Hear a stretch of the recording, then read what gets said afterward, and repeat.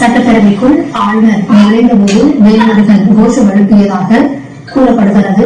ஏற்கனவே இந்த சட்டப்பேரவை கூட்டத்தொடரில் ஆளுநர் உரை தொடர்பான ஒரு எதிர்பார்ப்பு இருந்து வருகிறது. அது மட்டுமல்லாது நிகழக்கூடிய பல்வேறு பிரச்சனைகள் சார்ந்து எதிர்கட்சிகள் என்ன குழப்பங்களை ஏற்படுத்துவார்கள், என்ன கோரிக்கைகளை முன்வைப்பார்கள் போன்ற பல்வேறு கேள்விகள் இருக்கக்கூடிய தற்பொழுது சட்டப்பேரவைக்குள் ஆளுநர் நுழைந்த போது வேல்முருகன் கோஷம் எழுப்பியதாக கூறப்படுகிறது.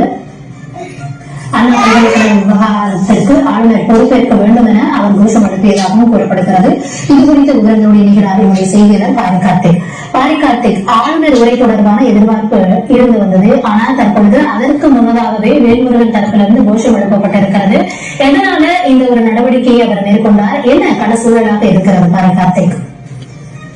சட்டப்பேரவை கூட்டத்தொடர் 9:30 மணிக்கு துவங்கியுடன் ஆளுநர் உரையுடன் தற்போது துவங்கப்பட்ட நிலையில் ஆளுநர் உள்ளே வந்தார். அவர் உள்ளே வரும்போது பண்ருட்டி சட்டமன்ற உறுப்பினர் வேல்முருகன் கோஷம் எழுப்பினார். அண்ணா பல்கலைக்கழக விவகாரம் தொடர்பாக ஆளுநர் பொறுப்பேற்க வேண்டும் என்று ஆளுநருக்கு எதிராக கோஷம் எழுப்பி வருகிறார். தற்போது அவை துவங்கிய உடனே ஆளுநர் உள்ளே வரும்போது இந்த சட்டமன்ற உறுப்பினர் வேல்முருகன் ஆளுநர் தான் இந்த பிரச்சனைக்கு பொறுப்பேற்க வேண்டும் என்று கடுமையாக கோஷமிட்டு வருகிறார். தொடர்ச்சியாக சட்டமன்ற வளாகத்திற்குள் ஆளுநருக்கு எதிராகவும் ஆளுநர் தான் இந்த அண்ணா பல்கலைக்கழக விவகாரத்தில் பொறுப்பேற்க வேண்டும் என்று கோஷங்களை எழுப்பி தற்போது சட்டமன்ற வளாகத்துக்குள்ளே